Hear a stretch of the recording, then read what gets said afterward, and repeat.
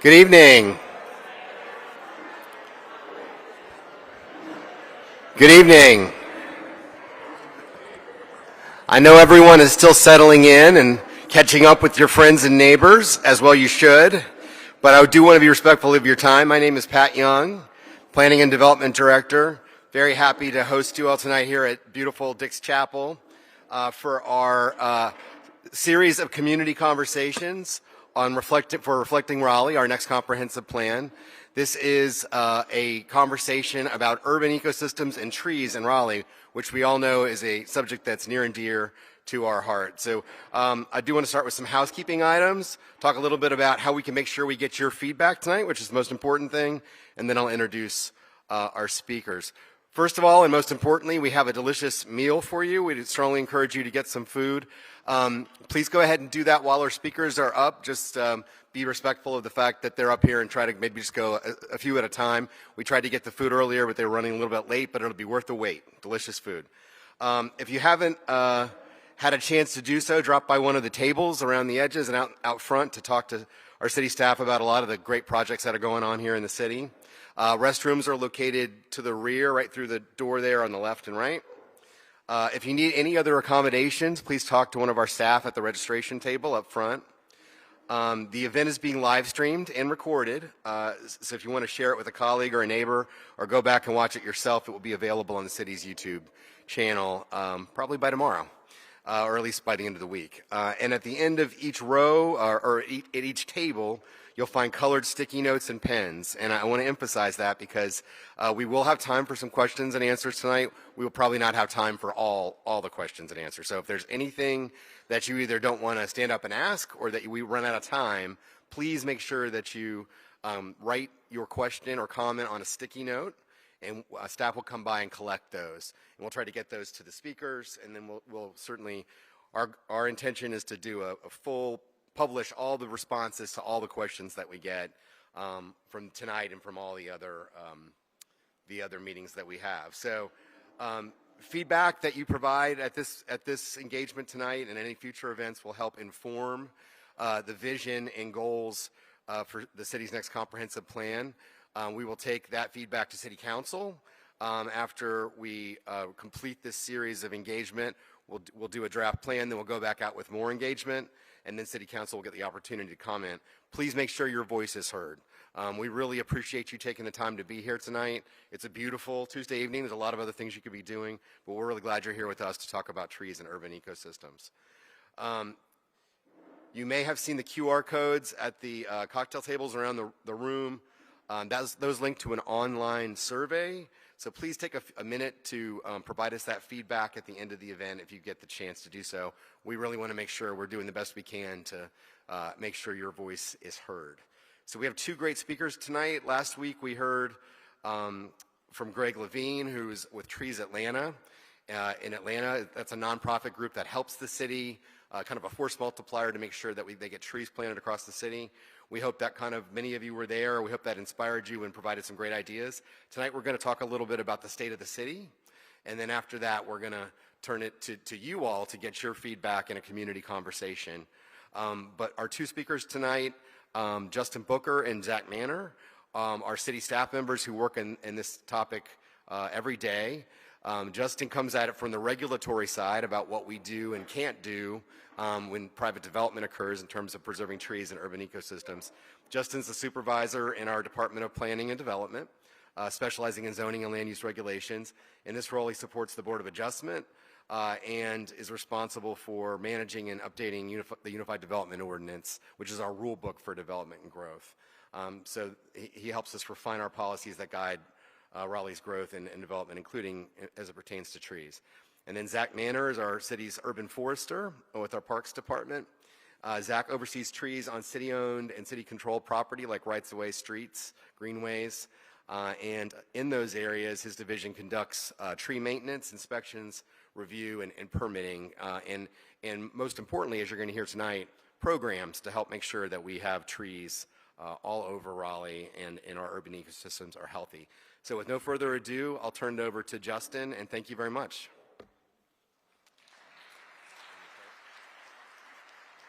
I apologize. Zach's going to kick us off. even better. All right. Good evening, everybody. Welcome. Thank you, Pat, for the introduction. As he said, my name is Zach Manor. I'm the urban forester for the city of Raleigh. So, welcome to Reflecting Raleigh. So we always like to talk about why we're here, right? Trees are important, but why are they important?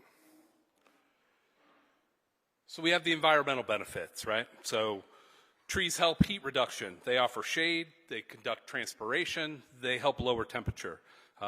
They make air and water quality improvements. Trees absorb pollutants and filter particulates. Carbon sequestration. They keep carbon from being released into the atmosphere.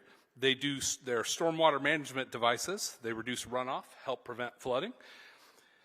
And they are a part of biodiversity and conservation. Trees provide habitat for wildlife and urban trees and allow people to experience them. So they really are living infrastructure.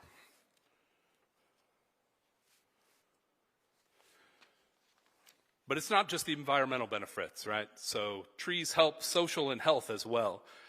Studies show that green spaces increase physical activity. Contact with nature helps improve mental wellness and health. And parks help build a sense of community and strengthen social connections. Unfortunately, the trees aren't equitably distributed throughout the city. Studies show neighborhoods of color have 44% less green space than white neighborhoods. Lack of green spaces contribute to higher stress, obesity, and chronic illness. Poor areas without trees often face hotter temperatures and more flooding. And there's the economic impact. Green spaces and trees help increase property values and job opportunities. So I'm going to pass it off to my colleague Justin to start off our State of Raleigh trees.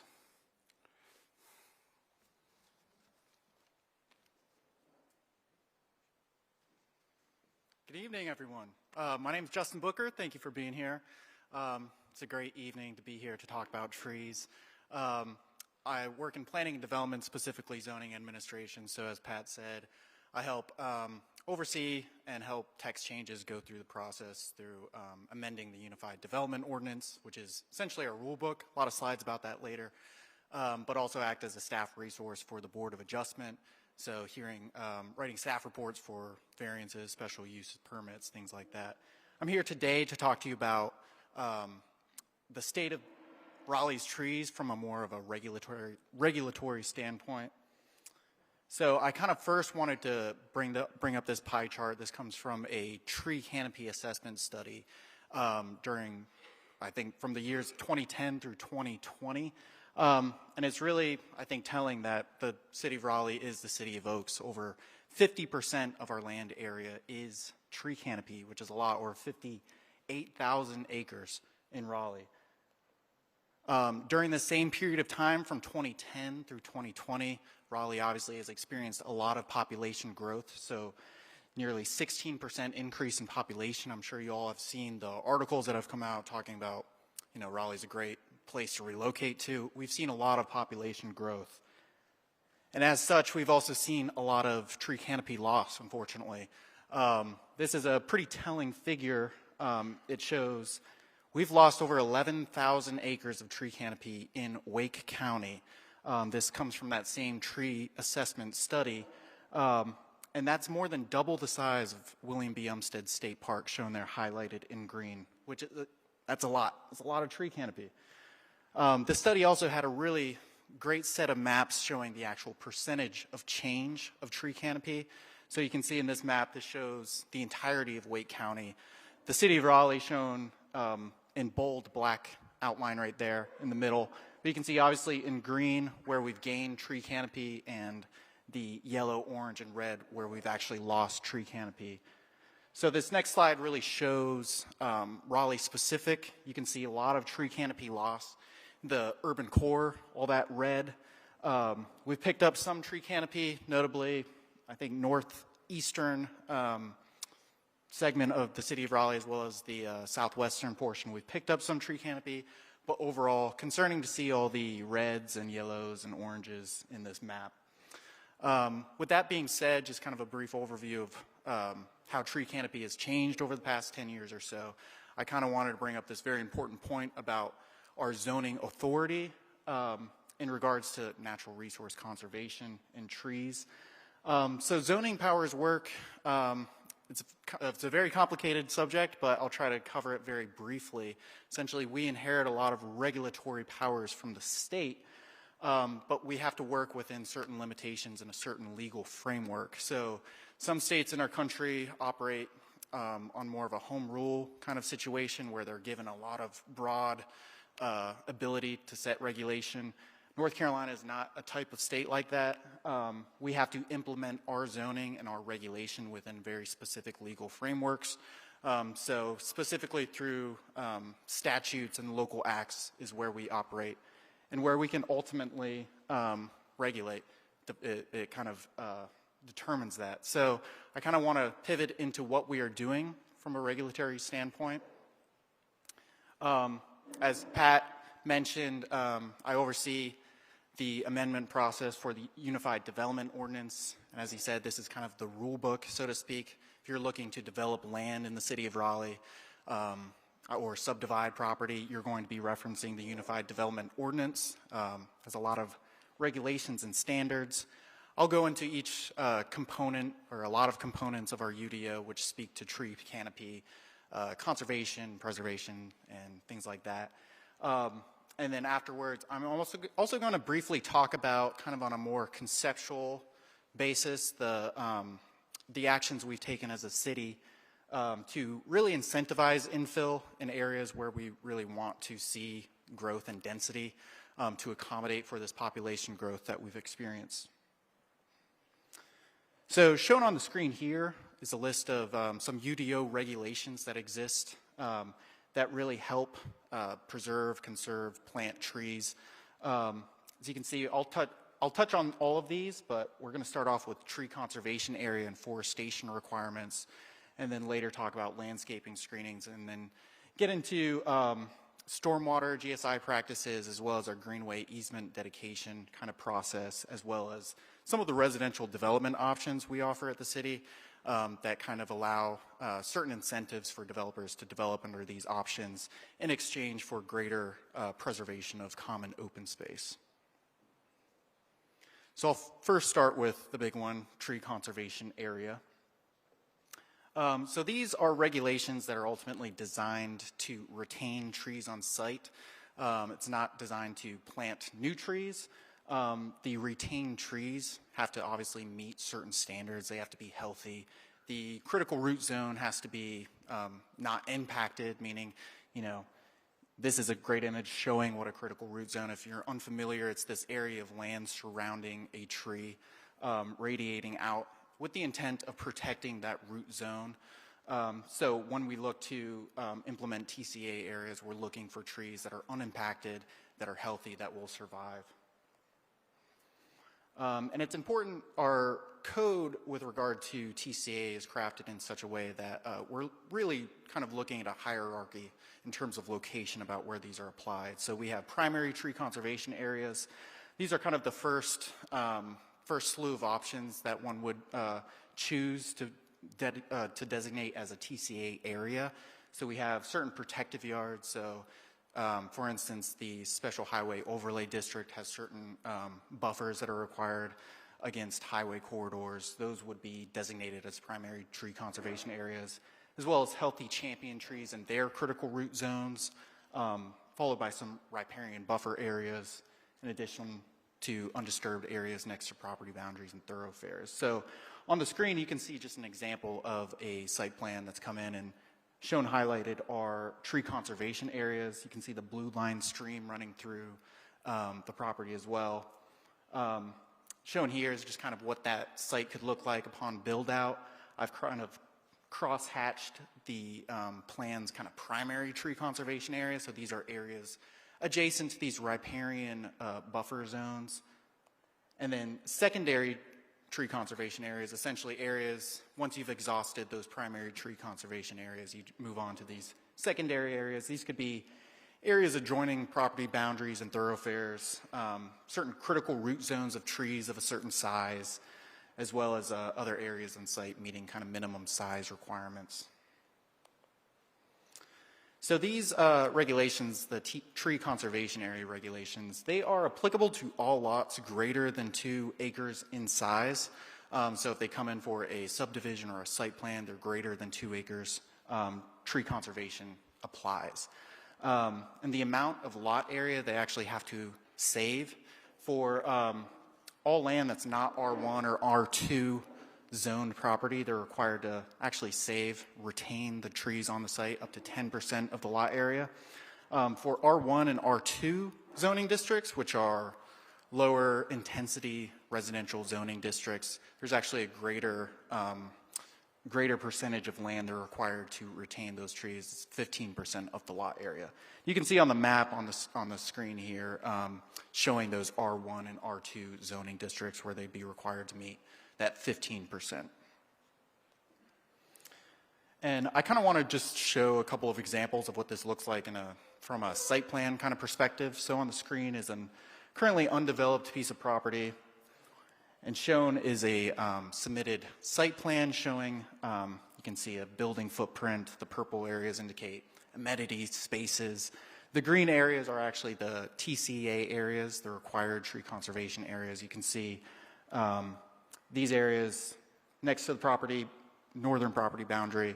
Obviously, there's some intent, there's some thinking as to where these are located. You can see there's some single-family homes up there. This is providing kind of a buffer to mitigate that this development coming through. Another example, this site's built out.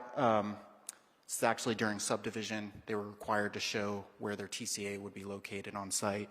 You can see, similarly, the TCA area follows this property boundary again to kind of provide a little bit of a buffer to mitigate the development from these single-family homes to the north. Forestation is another big component of our regulation that really helps to add tree canopy to the city of Raleigh. This is applicable to all lots located within one of our 3 watershed protection overlay districts, which I'll get into in the next slide. But this is actually a greater threshold. They're required to meet 40% of a forestation area on each lot. It's different from TCA in that they are able to plant or retain those trees on site, or a combination of the two. And those planted trees have to meet certain minimum sizes as well. So as I said, this requirement is really applicable to all lots located within watershed protection overlay districts. We have 3 of them here at the city. I like to think of an overlay protection or an overlay district, a zoning district, as kind of an extra layer of regulation that sits on top of a base zoning district. So in this case, this is obviously a watershed protection overlay district. So a lot of the intent of the regulation are to kind of preserve the integrity of potable drinking water supply sources. So both for Raleigh, but also other outlying communities. So in addition to forestation requirements, there's also kind of stricter impervious surface regulations that come into play, all with the intent of kind of helping preserve water quality. And again, this forestation requirement can be met both through planting, but also through retainment of trees on site.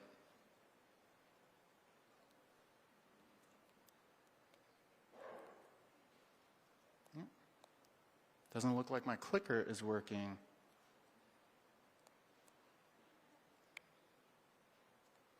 There we go. Sorry about that. So also kind of wanted to show an example of what a site plan looks like within one of these areas. This is actually within the Swift Creek Watershed Overlay District. This is a subdivision that came in. So you can see highlighted here in green are the actual forestation areas. And you can see, if you can tell by this aerial, not all of that area is retained. You can see they've had to plant a lot of that tree close towards the thoroughfare of the site. And I kind of wanted to walk through this next couple of slides just as a interesting experiment of sorts. So I'm going to look at street view from this perspective where the star is. This is taken in 2018 off of street view, so this is pre-development. The site plan's probably working its way through the process, if not already approved at this point. Nothing's been built out yet. And then this is, I believe, by November 2024, you can see the product has been built. You can see, it's hard to see in this image, but you can see there's a lot of young trees that have been planted and are coming up currently. And I wanted to just bring this up just because I feel like a lot of times new development gets dinged just because of the immaturity of the trees once they're planted. Just from an aesthetic viewpoint, a lot of people don't like to see young trees. But it's important to realize that, the Raleigh as we know it today didn't always look like the Raleigh as we know it today. This is actually from 1954. This is the intersection of North King Charles and Brighton Road, showing the development of the Lockwood neighborhood. So you can see it's pretty barren, not a lot of trees located here. And then flash forward to today, obviously a lot more verdant of a canopy going on, a lot of trees. This is what we have come to realize and love. What is great about Raleigh is all this great mature tree canopy that we have. Neighborhood transitions and protective yards are another way that the city can plant more trees. These graphics are actually taken from our UDO. They kind of show dimensional requirements as well as the planting requirements, but essentially they come into effect when you have certain land uses that you might want to mitigate some of that use from surrounding residential properties. You would plant essentially a buffer around the surrounding property boundaries. Or in certain instances, if a development comes in on a mixed-use zoned property surrounded by residentially zoned property, a neighborhood transition could apply. I kind of wanted to show this example. This is a site that's currently making its way through the site plan process, but it shows an RX-zoned residential mixed-use zone property that's coming in for a development surrounded by residentially zoned property. And it shows a very probably good example of what this neighborhood transition would look like, seeing that we would require, the perimeter of this boundary to be planted with neighborhood transition. Green stormwater is another element that is found within our UDO. It's obviously treating or reducing stormwater. So think of features like bioswales or bioretention cells. In certain instances, like for parking lot landscaping, we can allow trees to be planted in these areas. Additionally, our greenway easement dedication kind of process is another very important way the city can get tree canopy kind of preserved and protected. Obviously, the greenway system in Raleigh is, it's a jewel. It's a great thing to have. We are really, really blessed to have it. So the way this works is when a greenway is shown on our comprehensive plan, a future greenway, if a property comes in for a site plan or a development or a subdivision, they would be required to dedicate us this greenway easement, which would add to tree protections on that portion of the easement. Usually these greenways, they follow water courses, so we actually have prescribed widths off of each water course that we can actually get these easements. So from the Neuse River, it's 150 feet, off of each bank. For Crabtree and Walnut Creek, it's 100 feet. And then for other tributaries, we're usually looking at 50 to 75 foot easement width for greenway protection. And then one of the last components of our UDO that kind of speaks to this idea of preserving, retaining tree quality or tree canopy are the compact and conservation development options that we have in our code. Essentially, this is a development option that kind of incentivizes a developer to preserve larger amounts of open space. So this is typically, just like it's shown on this kind of simplified graphic on the screen, the idea is that you incentivize them by offering, say, reduced lot widths or reduced lot areas. You kind of cluster the development, and then in exchange, the developer is required to preserve more common open space. We also allow additional building types as a part of conservation or compact developments. And this is an example of a compact development. This is the Laurel Hills compact development. I think this is roughly a 10-acre site. Ultimately, all this area shown in green is under some kind of protection, and this is a little over 3 acres of land that's protected from this compact development option.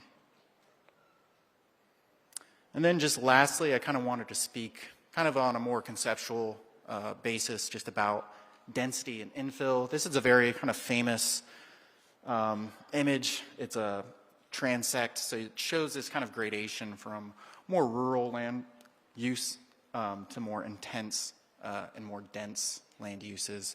Ultimately, what we're trying to strive for, and ultimately the city has done a lot in terms of text changes over the past couple of years to really incentivize density in these higher intensity zoning districts. So in a way to accommodate this growth that we're seeing, we're really trying to push forward incentivizing infill development closer to the urban core, and thereby alleviating a lot of development pressure on the outlying surrounding areas and perimeter of our municipality. So ultimately, you know, I'm an optimist. I believe we can have both of best worlds. We can have the residential infill, you know, townhome project close to our urban core while retaining a lot of these natural open spaces. Shown here is actually the Wilkerson Nature Preserve. So with that, I'll kind of wrap up my portion. If you guys have any questions, just remember to write them down on the notepad, and I'll hand it back over to Zach. Thank you.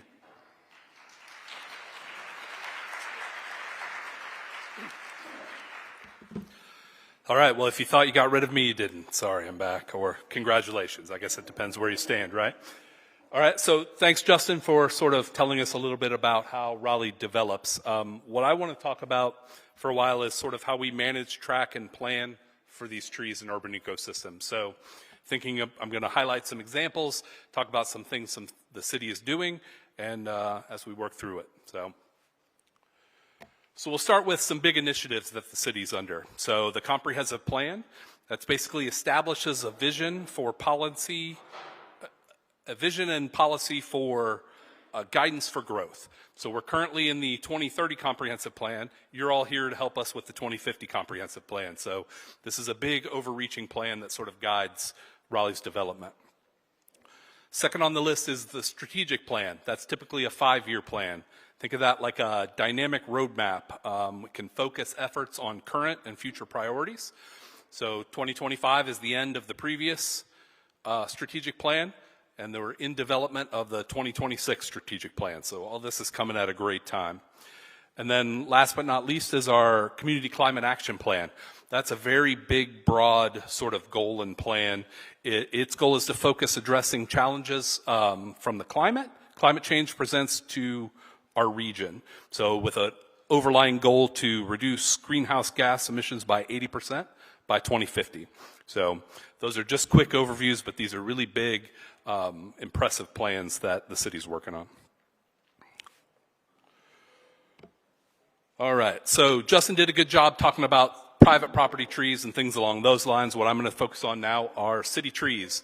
So what is a city tree? It's rhetorical. I guess you can shout it out if you want to, but a city tree is not just every tree in the city. So it's a defined term in Raleigh's municipal code that says any tree that originates, trunk or stem on city-owned or controlled property. So then that leads to the next question of, well, what is city-owned and controlled property? So think about, there's a bunch of different things that sort of fall into that category. So the city operates 1,200 centerline miles of rights-of-way. We have a nationally recognized amazing greenway system that's over 120 miles. We've got 200 parks that are world-class. Anything you want, you can find it at one of our parks. And then there's hundreds of other buildings that are quote-unquote city property. Fire stations, police stations, water treatment plants, open space, FEMA lots. So we're talking about a pretty big entity, lots of very different dynamic sort of pieces. So those street trees is where I want to start. So in most municipalities, trees are typically required on private property. In 2014, Raleigh made a huge change. They moved those required trees from private property into the right-of-way. By doing that, they basically created a way to oversee the asset. So it's expensive and it's complicated to maintain, replace, and manage those trees in perpetuity. It doesn't happen in a lot of places. You'll find them in a lot of places downtown, but when you get out into the neighborhoods and other side streets and stuff, that's a huge asset that you're not always going to get in other places. So guidance on those city trees comes from a few places. So I mentioned the city code. That's Part 9, Chapter 8 of the Municipal Code. It lays out sort of the groundwork and responsibility around those city trees. It has a creation for my position. It talks about permitting. It talks about violations. So it's sort of the backbone of how we oversee and regulate those city trees. The next piece that it's also included in that code is requiring the city tree manual. So that kind of delves down to the next level. It's sort of a user's manual for staff, citizens, about what the requirements are, the expectations, and the needs around trees in the right-of-way.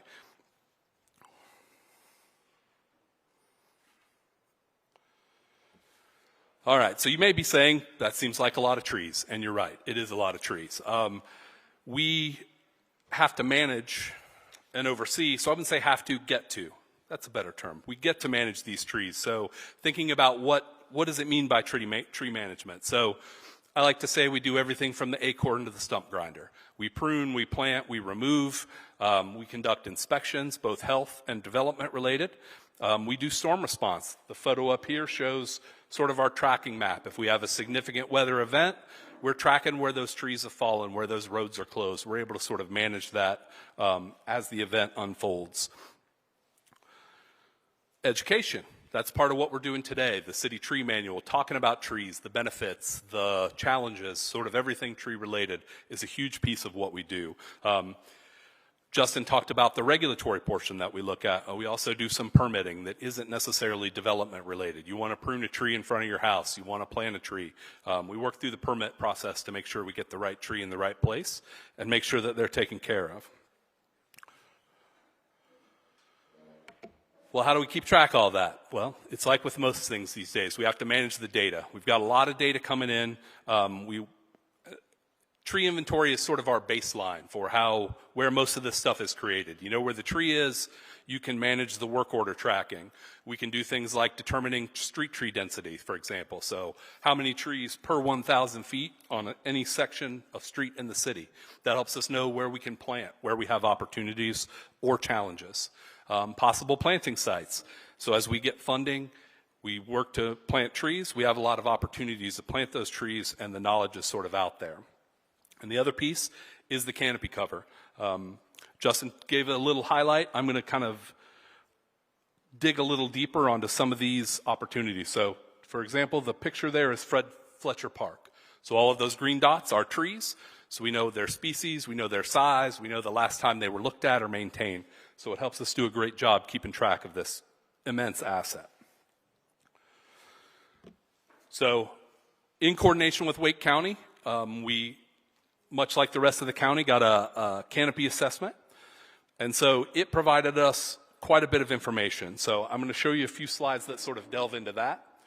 Sorry, going a little fast there. All right, so kind of our general land use breakdown. We're about 50% canopy, about 20% vegetation, 26% impervious, 2% bare soil, 2% open water. The darker green obviously is a higher canopy percentage, so dark green over 60% to our lightest green, which is under 40.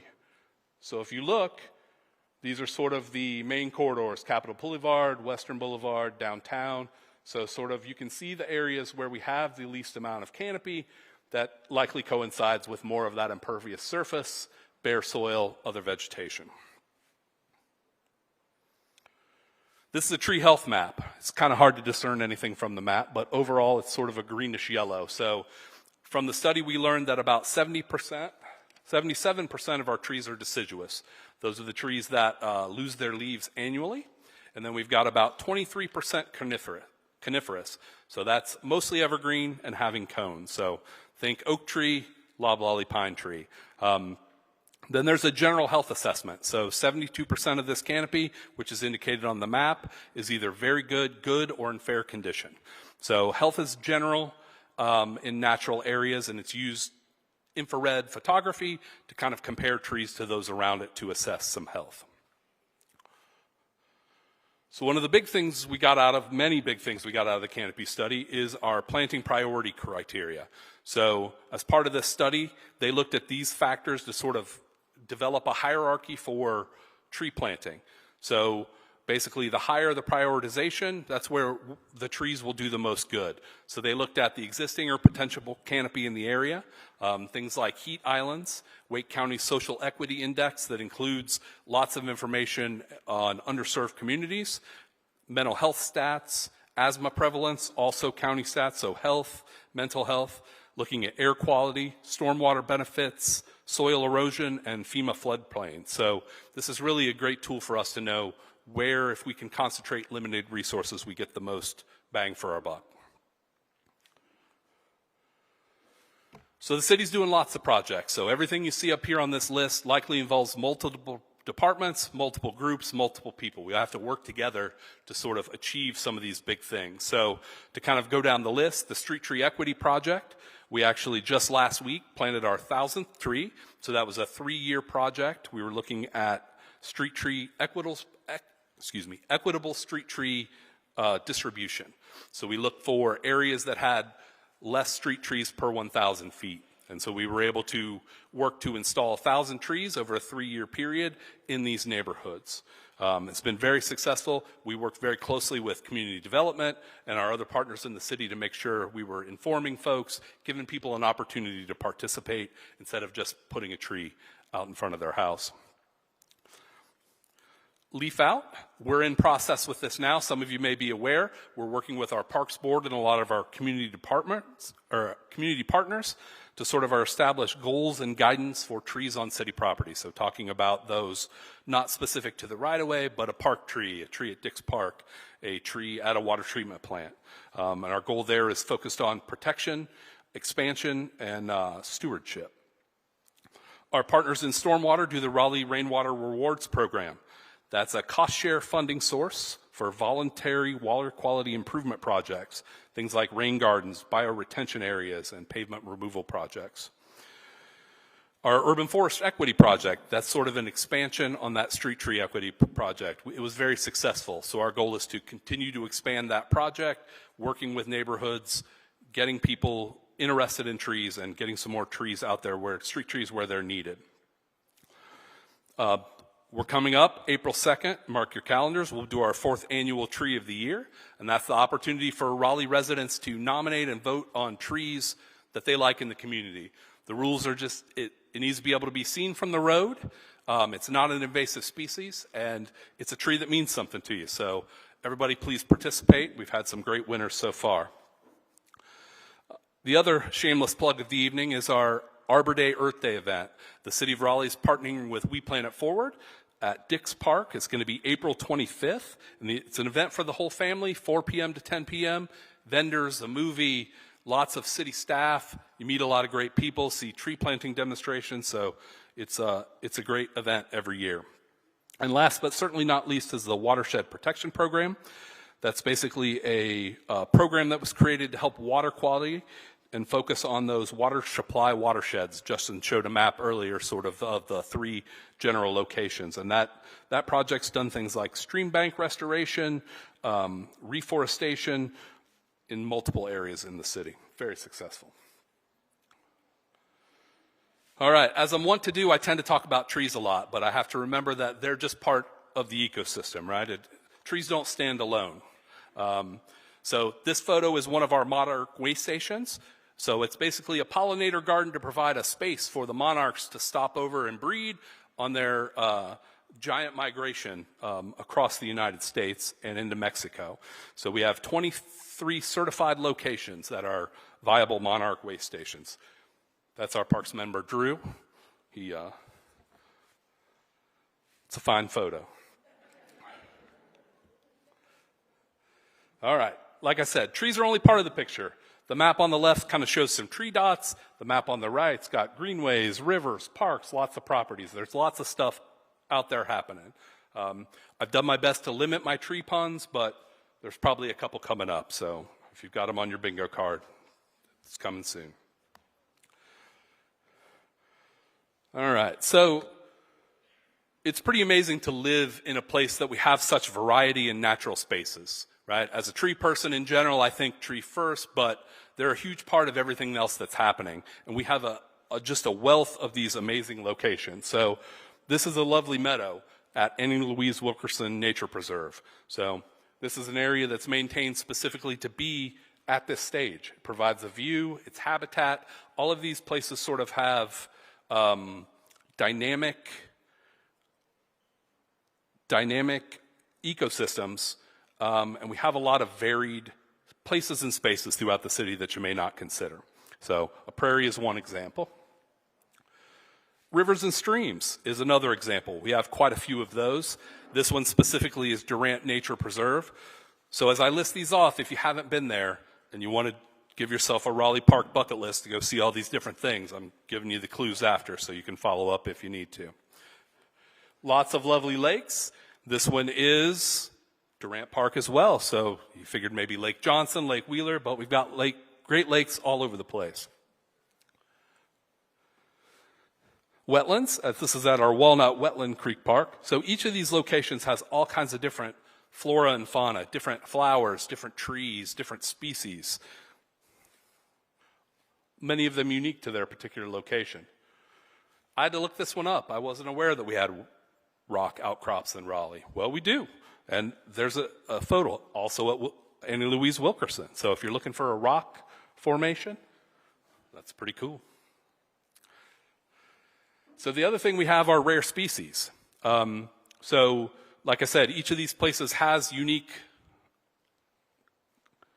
participants, right?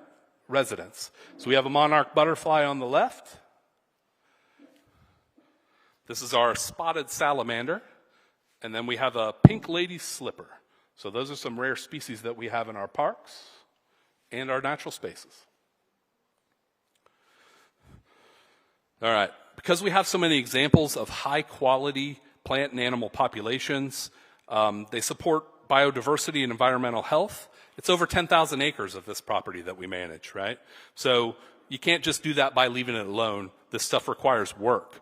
So the city can sustainably balance the protection and enhancement of these ecosystems while providing access for everybody to explore and enjoy them. So you'll see some photos coming up of some folks working hard. This is an invasive removal project along the Greenway.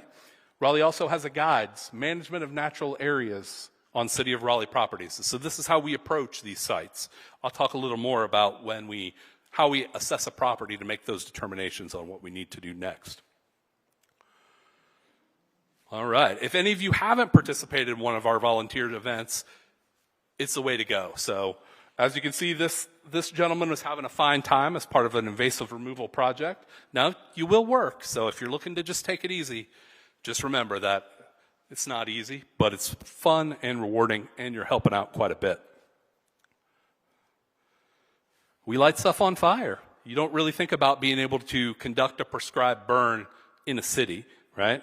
So we've done it a few times in multiple locations. So thinking like Lake Johnson, Annie Louise Wilkerson, and Durant. So we did one just recently, I believe. So we're sort of working with best management practice to make sure we're maintaining these high quality habitats. So this is really where the stewardship of the land comes into play. And native plants. We grow a bunch of plants in the city of Raleigh. So the greenhouse grows almost 40,000 plants last year. So that includes annuals, perennials that are used in parks. We have vegetables and fruits that we sell at our Mordecai plant sale. We do pollinator giveaways. We did last year for Pollinator Week, a bunch of perennials. So all kinds of plants that we're growing native to this area that we're using in our parks.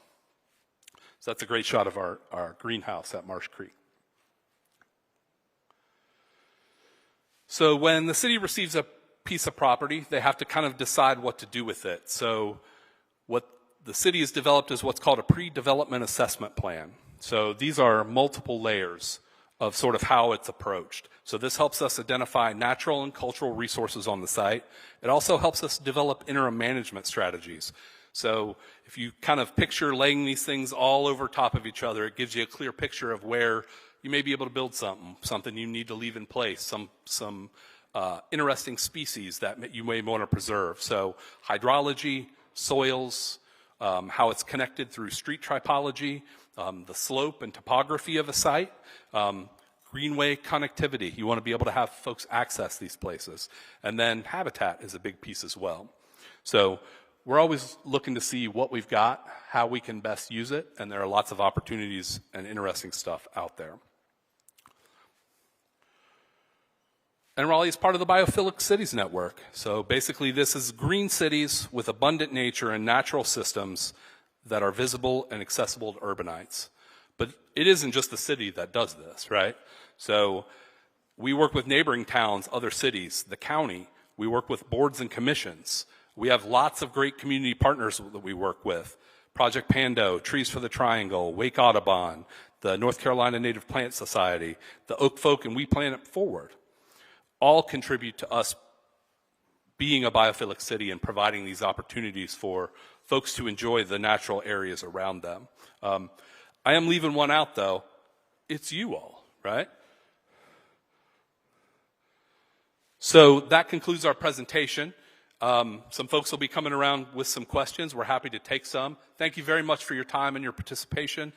We look forward to answering some questions for you and talking to you out there at the tables.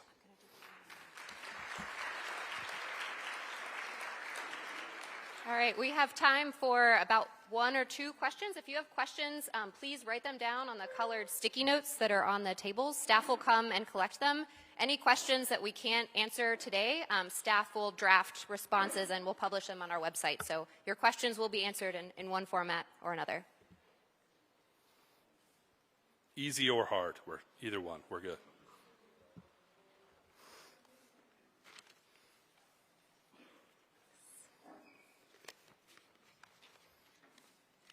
All right, so first question, this might be for Justin. Are the TCAs in addition to the riparian buffers, or are they considered separate?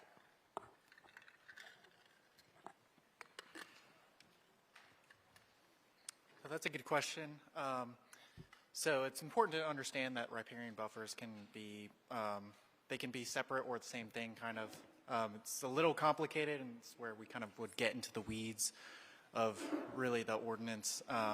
So when we look at TCA, it's specifically we allow for primary tree conservation area to be zone 2 of the Neuse River Riparian Buffer Zone. I think there's 2 zones, zone 1 being the one that's protected immediately adjacent to that water course, and then zone 2 is the one outside of that, which is allowable to be a TCA area. So it's really kind of one and the same. It can be treated as both. Thanks, Justin. Next one, this is probably a question for Zach, but either could answer. What change would staff recommend to improve tree conservation and tree planting? Putting the right tree in the right place is hugely important, right? So it's an asset or a infrastructure that's going to be there for a long time. So making sure it's in a place that's feasible for it to grow and maintain itself over time.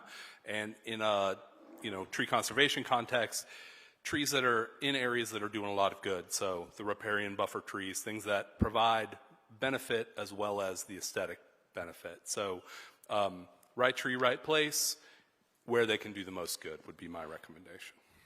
That's great. I think that's about all we have time for. We have a pretty full program, so I'm going to turn it over to Nadia Moretta to explain the second portion of the evening. We have all your questions. If you have more as you move through the evening, please write them down. Again, we'll respond to all of them and publish a report later.